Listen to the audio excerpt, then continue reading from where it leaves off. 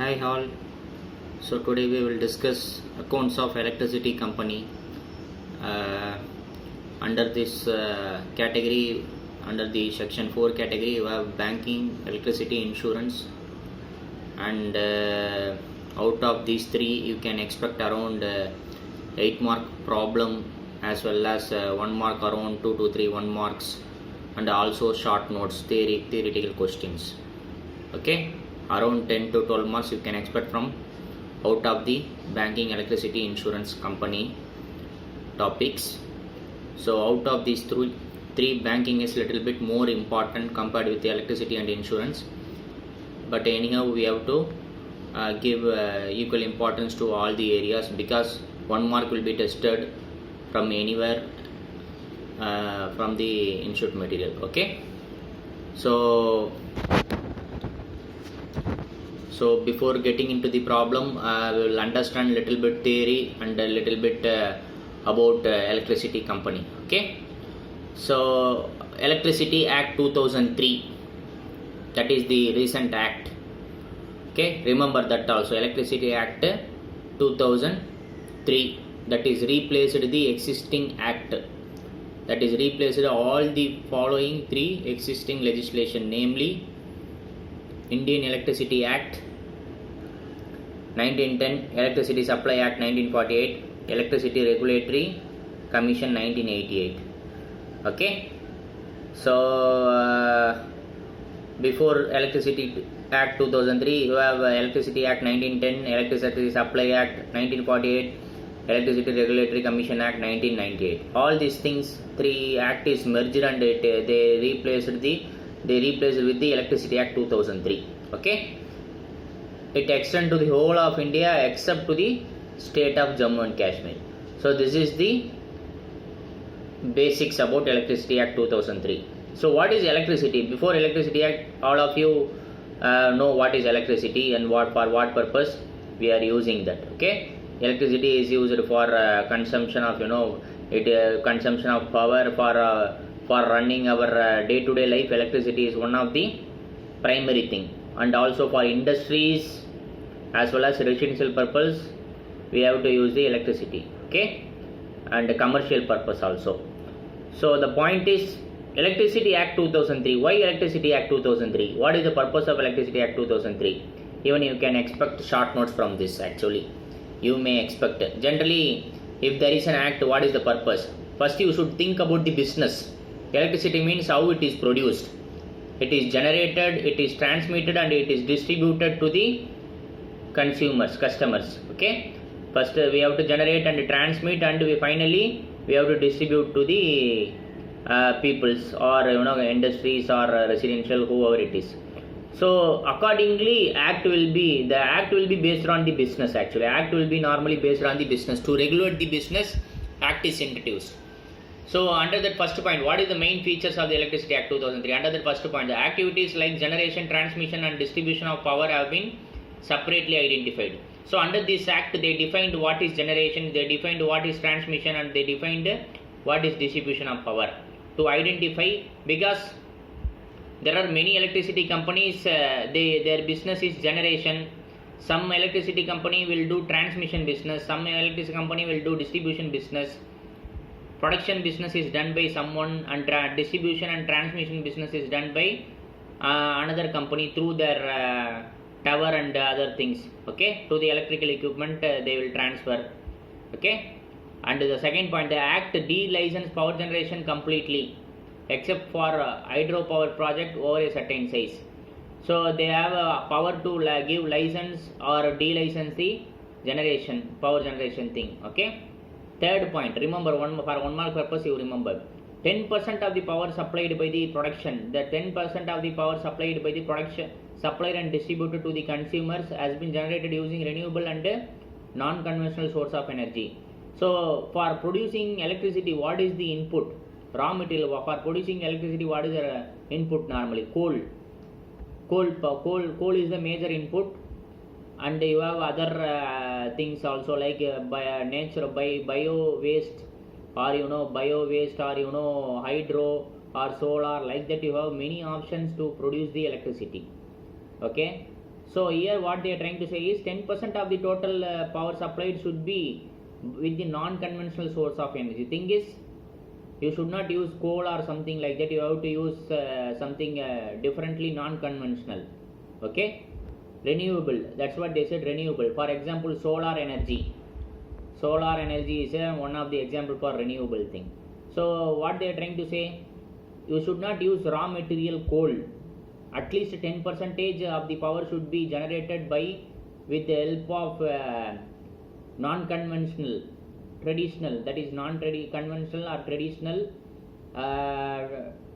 like renewable energy we have to use to produce the production. Wind energy, solar energy, all these things are a little bit similar to renewable in nature.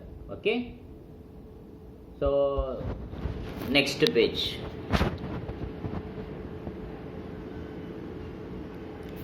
What is the next thing? Setting up and other job of this Electricity Act. Setting up Electricity Regulatory Commission, SERC. Remember, for one mark purpose. Appellate Tribunal, appellate like a judge, semi quasi judge. They are like a judge to. It's like a similar to court. They will react like a court. And any problem between CERC and SERC. SERC is State Electricity Regulatory Commission. CERC is Central Electricity Regulatory Commission. If there is any dispute between CERC and SERC, they will approach the Appellate Tribunal. That is Electricity Act. Under the Electricity Act, they have an Appellate Tribunal. They will approach that Appellate Tribunal. And the sixth point, Ombudsman Scheme for Consumer Grievances Redressal.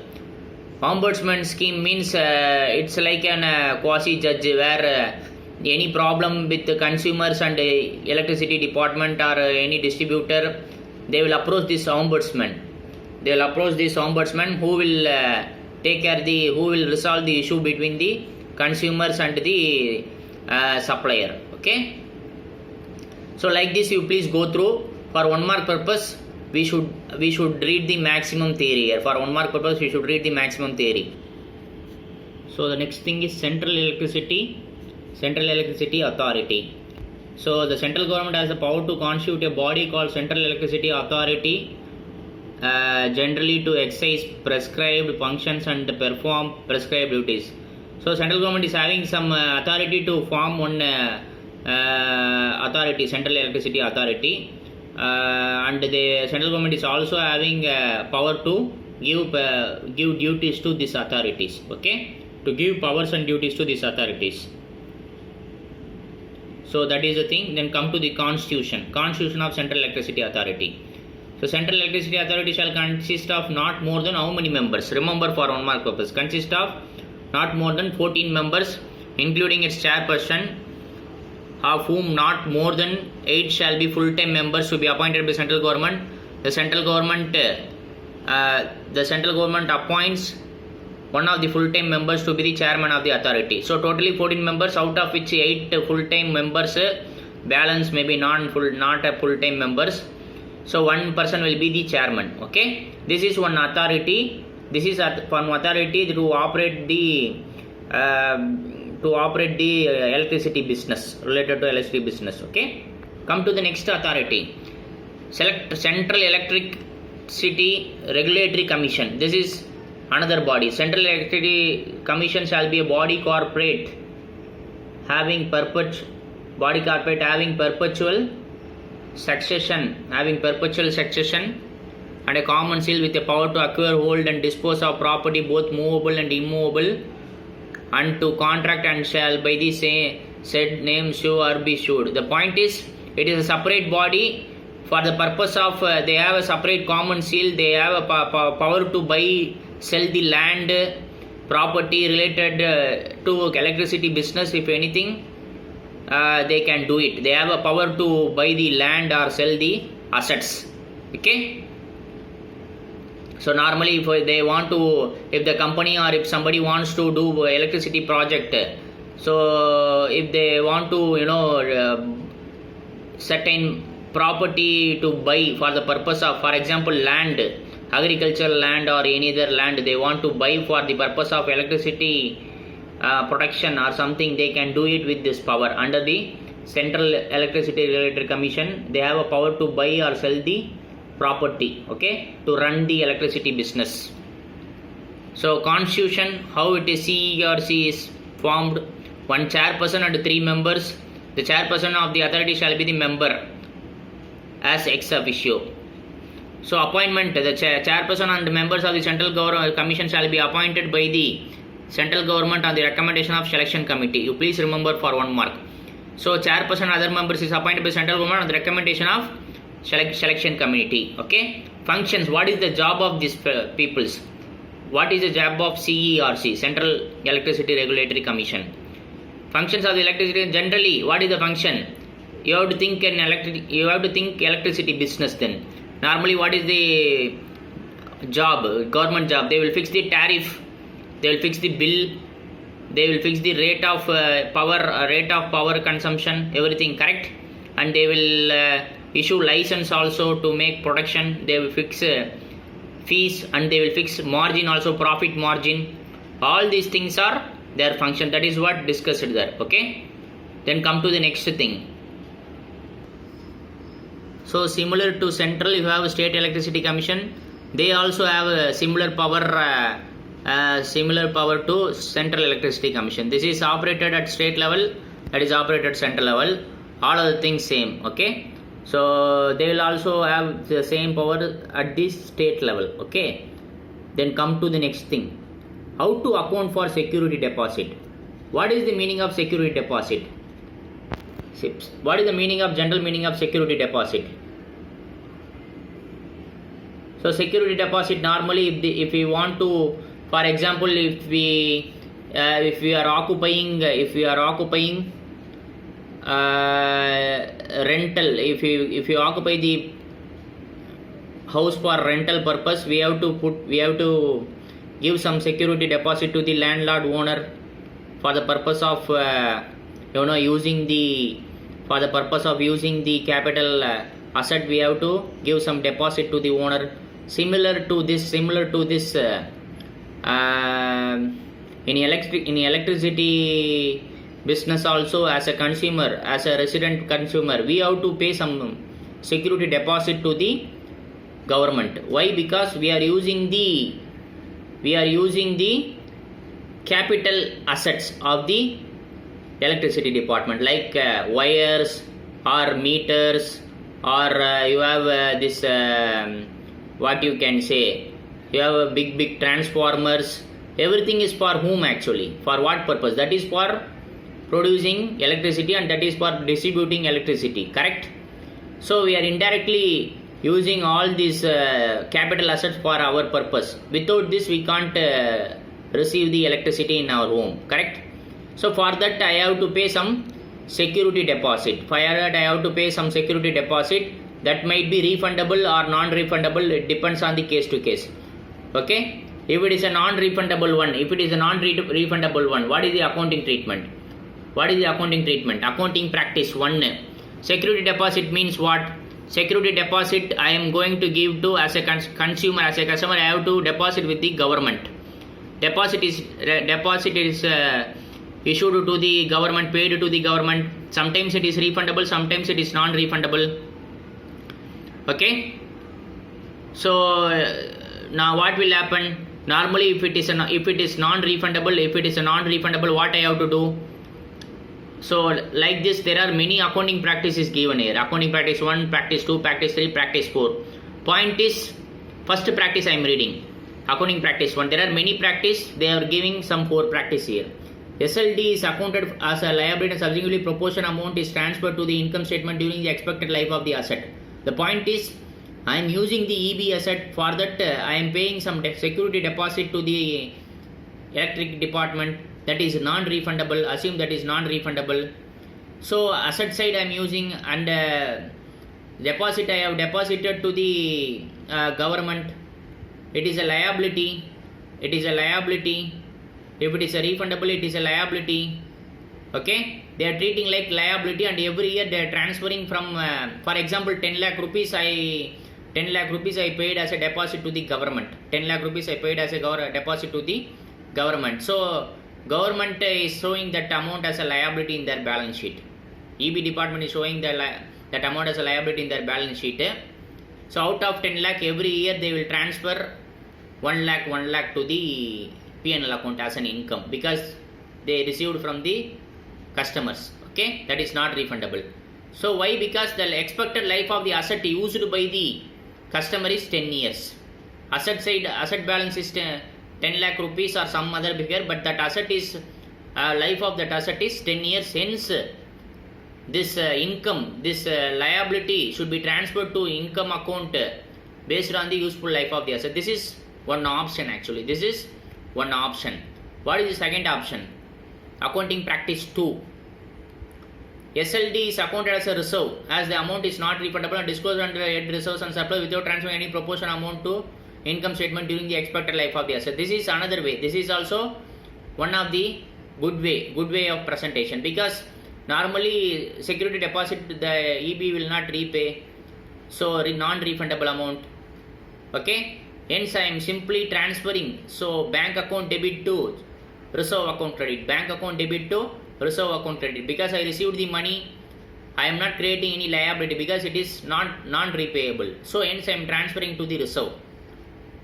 But the current accounting treatment as per me is accounting practice 3. Accounting practice 3. Okay, even 3 is also not a correct accounting practice, but we will go through what is 3 accounting practice here. Okay, I will explain will be the correct accounting practice. So what, as per 3, what is the correct accounting practice? SLD is accounted as a capital reserve as amount is not refundable. Subsequently proportionate amount is transferred to income statement during the expected life of the asset to match against depreciation and total cost of such asset. So as per accounting practice 3, what is their suggestion? I received some amount, bank account debit to what I have to credit? Capital reserve account credit. Why? Because this is non-refundable nature, and also that reserve is capital in nature because of the purpose of using the asset of the company, electricity company assets customer is using the electricity company's asset. For that he is paying some deposit to the electricity department, which is not refundable nature. So hence the purpose of capital usage I am paying some amount, hence it is classified as a capital reserve, and it should be treated under the it should be classified under the reserves and surplus account. Okay, the point is capital reserve is created, and again they are transferring this amount to income statement during the expected life of the asset. This is also one way of treatment, but my suggestion is once it is transferred to capital reserve, you can leave it as it is, because it is not an revenue nature. It is not an revenue nature reserve. It is a capital nature reserve. So hence it is not advisable to transfer to P&L account, but we will follow the accounting practice. Whatever the theory given in the material, we will follow as it is. Okay, this is theory actually, nothing to do with problem. This is theory, just remember. Okay, so then what is the next practice? Accounting practice 4. Security. SLD means this security deposit is accounted as a reduction of cost of non-current asset and depreciation provided on such reduced cost. This is also a good practice actually. So because I am paying this deposit for the purpose of utilizing the capital, for the purpose of utilizing their assets. So asset value is 100 crores. I am paying deposit 1 crore rupees. Total deposit collected 1 crore rupees. This 1 crore is collected for the purpose of utilizing this customer is using the capital. This customer is using the assets of the company. So as a EB company, what I will do? 100 crore is my assets. I received 1 crore from this consumer. So 100 minus 1 crore. 100 minus 1 crore equal to 99 crore is my revised asset. For that I will provide depreciation. That is what the stand of accounting practice 4. Okay. Remember for examination, not very much important, but please remember for examination. This is nothing but how we are going to account the security deposits. Okay. I am not going to discuss much about this. I will go to the next topic.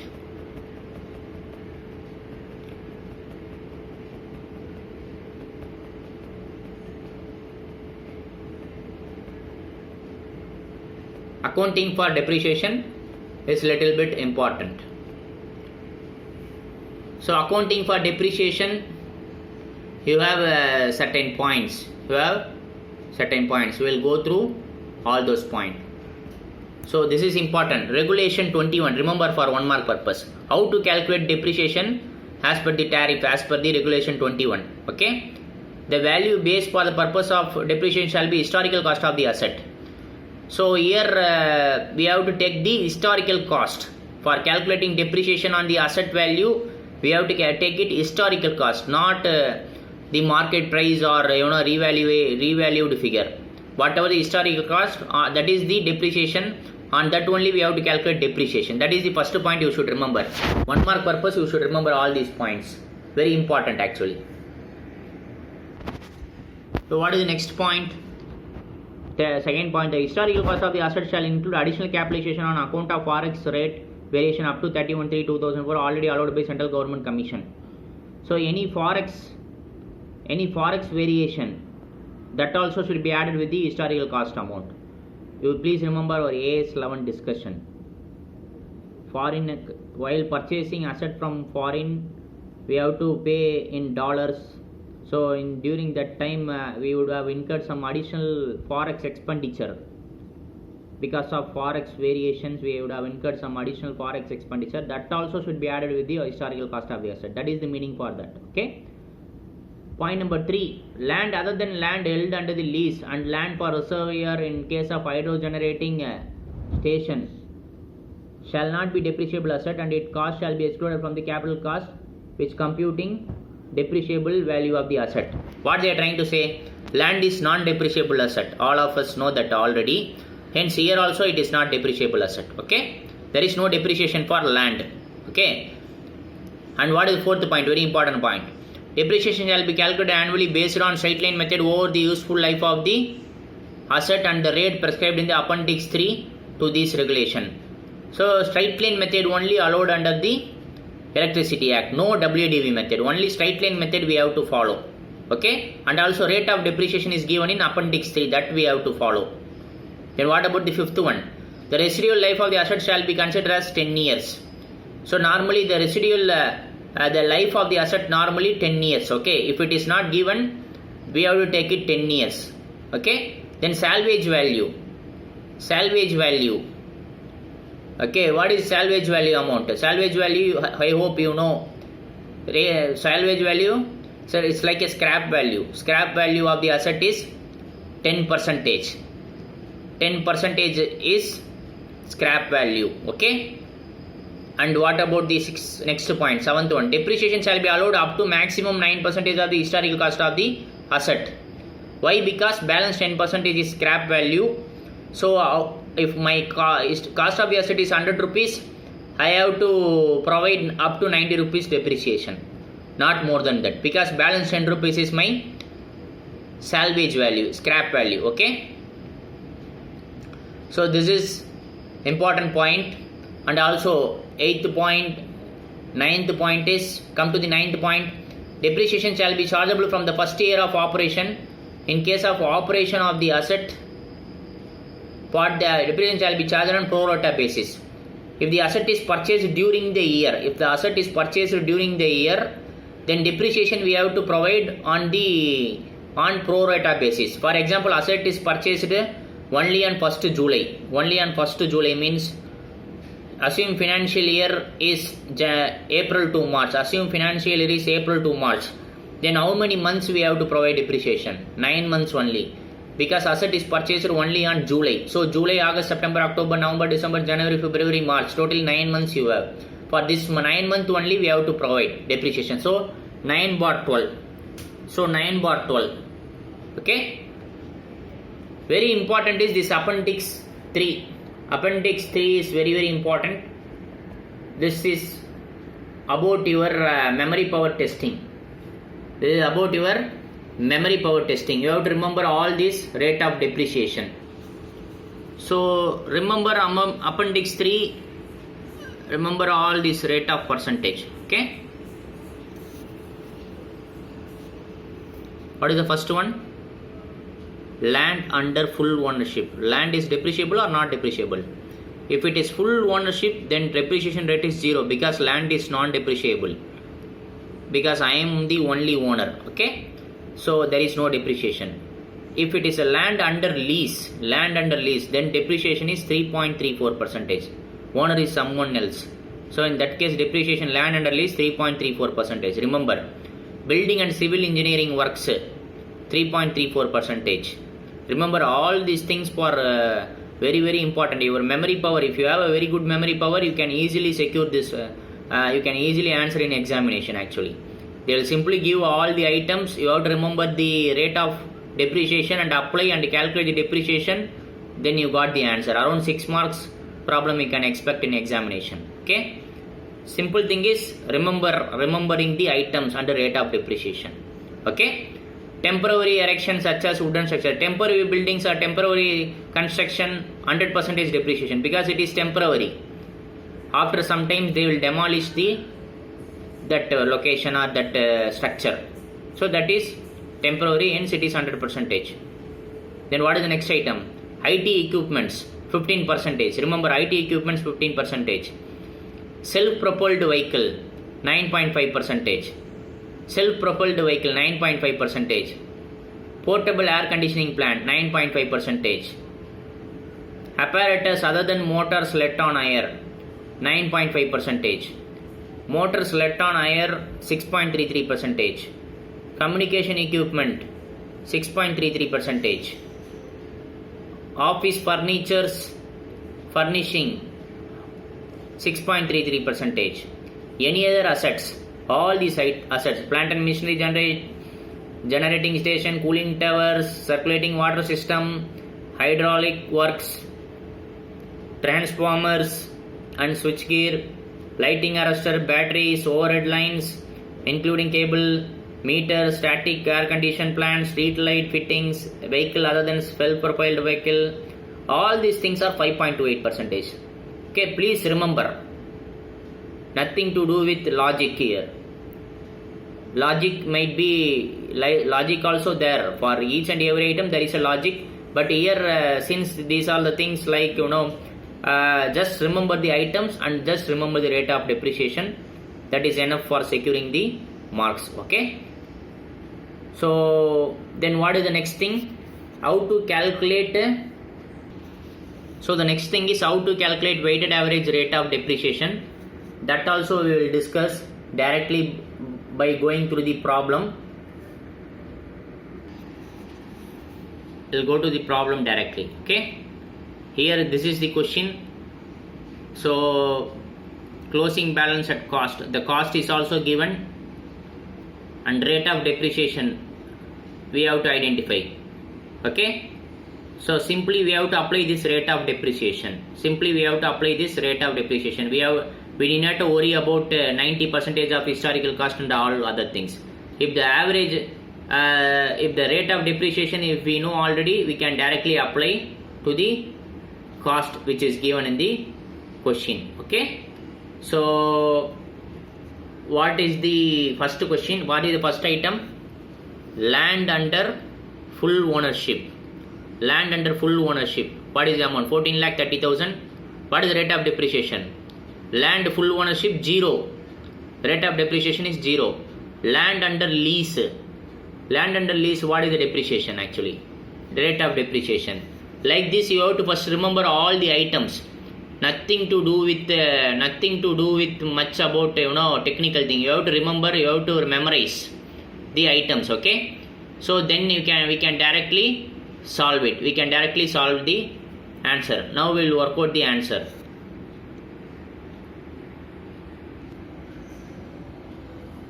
So asset rate cost depreciation. Asset rate cost depreciation. So what is the first item? Land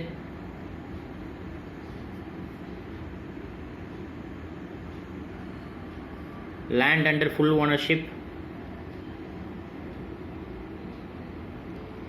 So land under full ownership rate of depreciation is 0%. Rate of depreciation is 0%. Cost is how much? Cost is how much? 14 lakh 30,000. 14 lakh 30,000. Then depreciation is 0, nil, because land under full ownership, no depreciation. Then what about second one? What about second one?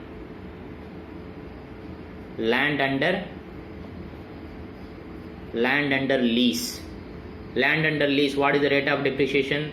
Please remember, memory power is required. 3.34%. 3.34%. What is the cost of the asset? 4,30,000. 4,30,000. 4,30,000 into 3.34%. 4,30,000 into 3.34% equal to 14,362.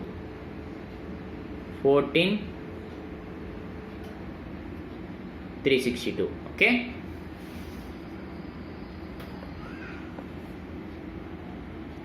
Third is what? Building and civil engineering. Building and civil engineering, what is the rate of depreciation? 3.34%. What is the cost of the asset? 33 lakh. What is the rate of 33 lakh into 3.34% equal to 1,10,220. Okay, that is the next item. Like this you have to do it for all the item. 4, 5, 6, 7, 8, 9, 10, 11, 12. So 13, 14, 15, 16, 17, 18, all the items we have to write the item, and we have to write the rate of depreciation, cost of the asset and value of depreciation. Then total it. Finally we have to total it. Cost of the asset total, depreciation total. What is the cost of the asset total? 9 crore 2,60,000. Add all these things, apply all these things, then you will get the final answer. What is the total depreciation? 59, 89, 862. Okay, I did it only for 1, 2, 3. Balance you do it up to 18.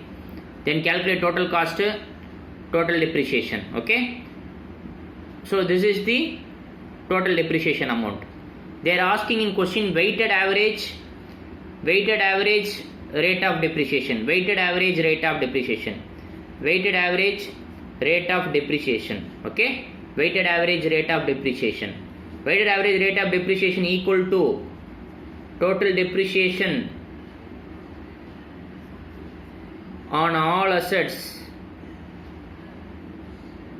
Total depreciation on, you can write like this: total depreciation on depreciable assets. Total depreciation on depreciable asset. Then total capital cost on depreciable asset.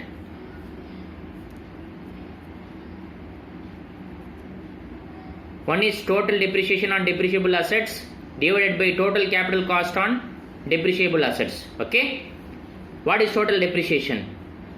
Total depreciation is how much? 59, 89, 862 divided by, what is my total cost of the asset?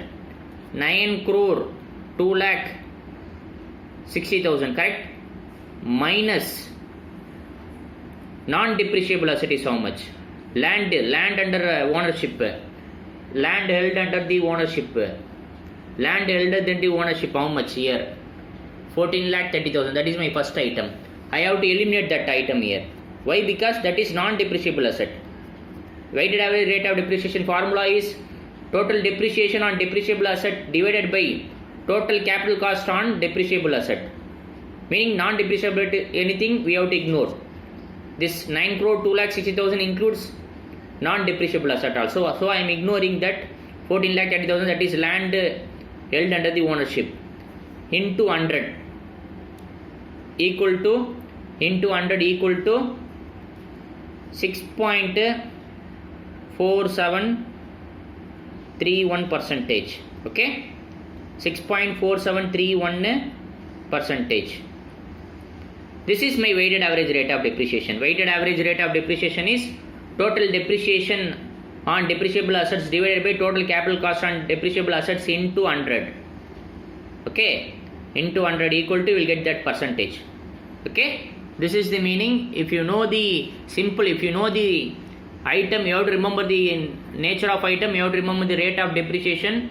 If you know these things, if in examination they will ask this question, this type of question, you can simply easily crack around 6 marks in examination. For your memory power, 6 mark is awarded. Simply you have to calculate the rate of, you have to apply the rate, and you have to calculate the depreciation, and you have to arrive the weighted average rate of depreciation. This type of question already asked in examination also. So simple, your memory power is tested. Your memory power is tested. Okay, we'll move to the next problem now. We'll go to the next problem. Illustration 14 here.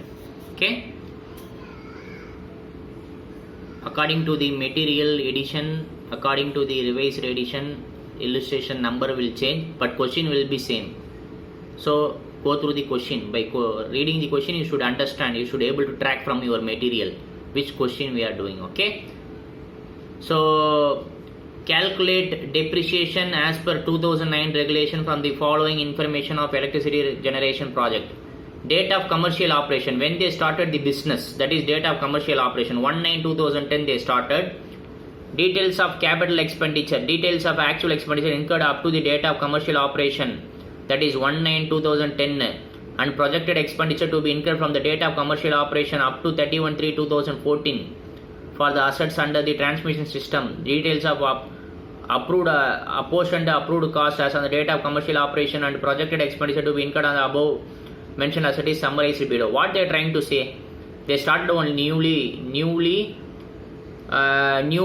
electricity business, new electricity generation project. Okay, they started on 1/9/2010.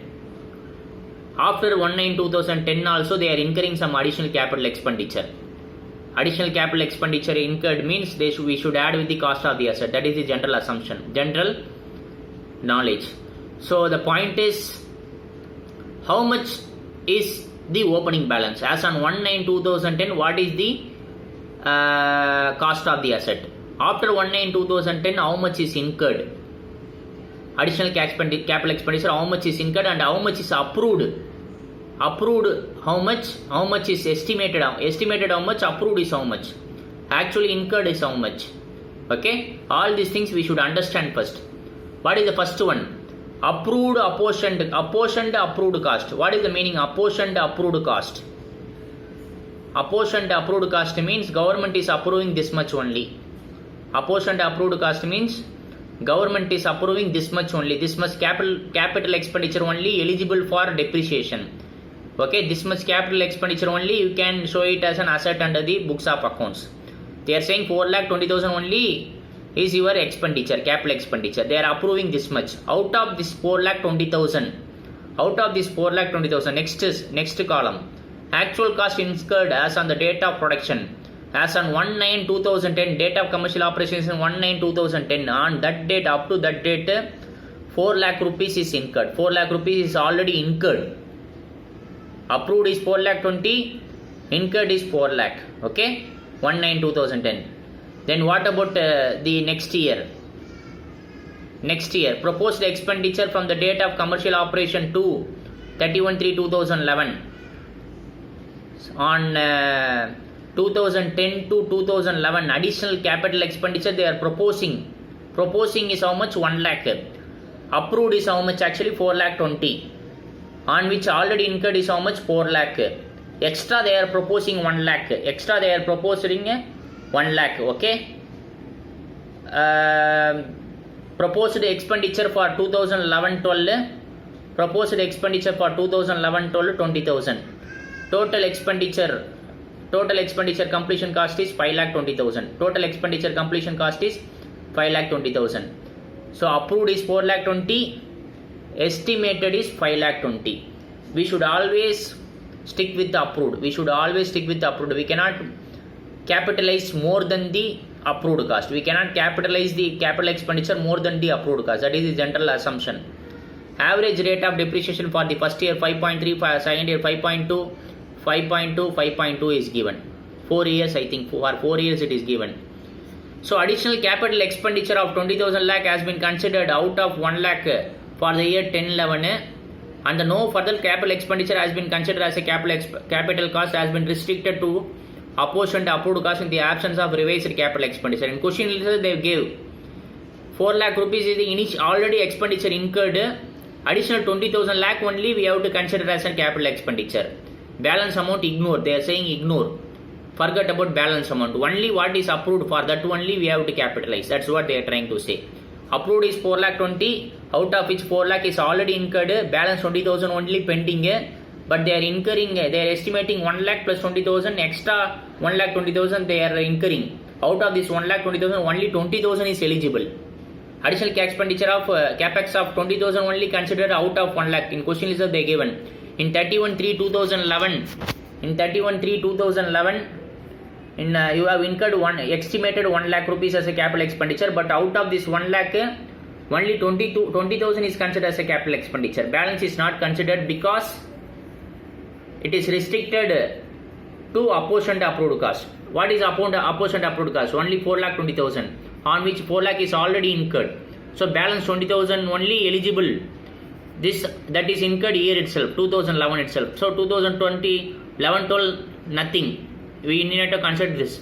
In this 1 lakh we have to consider only 20,000 rupees as a capital expenditure, because question it is given clearly. We have to consider only 20,000 lakh additional capital expenditure out of 1 lakh incurred on 10-11. Okay. So ignore this 20,000. Here 1 lakh, out of 1 lakh 20,000 only we have to consider. Balance 80,000 we have to ignore. Okay. This is the question. With this question we have to solve the answer. So opening. So particulars.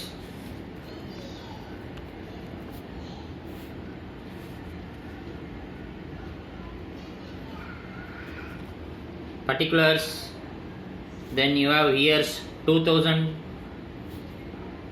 10-11, 11-12, 12-13, then 13-14. Okay. Particulars 10-11, 11-12, 12-13, 13-14. So opening means opening gross block. You take it as opening gross block. 2010-11 only project is started. On which date it is started actually? On 1/9/2010 only it is started. On 1/9/2010 only it is started. So opening gross block is how much? Opening capital expenditure incurred as on date 4 lakh rupees. 4 lakh rupees is incurred. Then point number B. Point number B is additional. Point number B, additional. Additional how much eligible? How much is spent? 20,000 only eligible. Why? Because 1 lakh is estimated, proposed, but out of which 20,000 only eligible, because 20,000 only extra approved. Total approved cost is 4,20,000. 4,20,000, on 4,20,000 already 4 lakh is incurred. On 1/9/2010, before 1/9/2010 only 4 lakh is incurred. After 1/9/2010 they incurred additional 20,000 expenditure. Okay. So approved also 4,20,000. So I am restricting up to 20,000. Opening plus addition. Point number C. Closing. So closing 4,20,000. Opening plus addition equal to closing. Then point number D. Average block. Why average? My opening is this much, 20,000 is additionally incurred, closing balance is 4,20,000. Why I am taking average? Average means what? Opening plus closing divided by 2. Why? Because this 20,000 is incurred on different period, different month. Maybe it incurred on September, it incurred on October, November, December, January, February, March, we don't know. So for that I am taking the average. So 4 lakh plus 4 lakh 20 divided by 2 equal to 4 lakh 10,000. That is my average block. Okay. Then what is the next item? Point number E. Rate of depreciation. Rate of depreciation. Already given in the question. You can directly take that rate actually. 5.3% is the rate of depreciation per annum. Rate of depreciation per annum is 5.3%. Okay. So period, this is F is period. F is period. So which month the project is started? 1/9/2010. Meaning 2010-11, in 2010-11 totally 12 months. Out of 12 months the capital expenditures started on 1/9/2010 means how many months left in this year, this financial year? 9 means which month? 9 means September, October, November, December, January, February, March. Totally 7 months in this year. Totally 7 months in this year. So depreciation is calculated by 4,10,000 into 5.3% into 7/12. If you do this, then point number G. Point number G is depreciation. Okay. Depreciation, that is 4,10,000 into 5.3% into 7/12 equal to 12,676. Okay. I will be doing for the next month, next year also. Next year, what is the opening balance? Previous year closing balance, this year opening balance. Previous year, what is the closing balance? 4,20,000.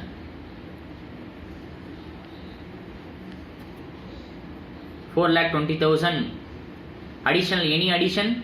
No addition. Why? Because not allowed in the question. As per the question, additional capital expenditure is not allowed because approved is 1 lakh, 4 lakh 20. Out of 4 lakh is already incurred in 2010-11. Extra 20,000 is also incurred in 2010-11 itself. So on 11-12 there is no additional capital expenditure. Opening balance is 4 lakh 20. Closing balance is of 4 lakh 20. Opening balance is 4 lakh 20. Closing balance is also 4 lakh 20. So average is also 4 lakh 20. Opening plus closing divided by 2 equal to 4 lakh 20. How many percentage? 5.2%. It is given in the question. Average rate of depreciation. How many months in this period? 12 months. Why? Because project is started on 1/9/2010. 10-11 is over. Now we are in 11-12. This year 12 months it is operated effectively. So directly you can apply 4,20,000 into 5.2%. 4,20,000 into 5.2% equal to 21,840. Next year also you will get, third year also you will get 21,840. Fourth year also you will get 21,840. Okay. Why? Because it is SLM method, straight line method. Okay. And also the rate of depreciation is same for all the months, all the years. So here also for the next year, third year also 5.2%, fourth year also 5.2%, and our gross block closing balance is also same. Opening balance, closing balance also will be same. Hence the same amount is coming. Rate of depreciation is same, so we are getting the same depreciation amount. Okay. So you please do it for third year and fourth year yourself. In material answer is available. We will move to the next problem now.